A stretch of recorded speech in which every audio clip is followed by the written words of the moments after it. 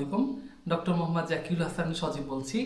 আজকে কথা বলবো সাদাস্রাব বা ভ্যাজাইনাল ডিসচার্জ নিয়ে। সাদাস্রাব হলো নারীদের যৌনাঙ্গ থেকে নির্গত এক ধরনের তরল। এটি স্বাভাবিক একটি প্রক্রিয়া যা শরীরের স্বাস্থ্য বজায় রাখতে এবং যোনিপথ পরিষ্কার রাখতে সাহায্য করে। তবে কখনো কখনো সাদাস্রাব অস্বাভাবিকও হতে পারে।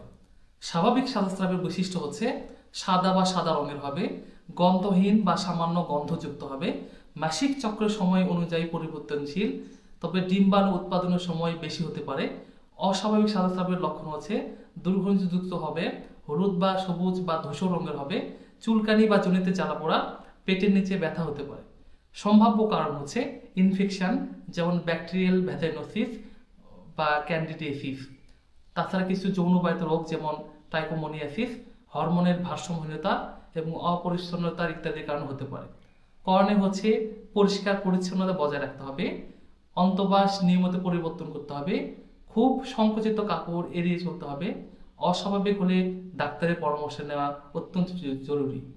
সাদাস্রাবের পরিমাণ হচ্ছে প্রতিনিয়ত 2 থেকে 5 মিলিলিটার সাদাস্রাব যাওয়া স্বাভাবিক। তবে যদি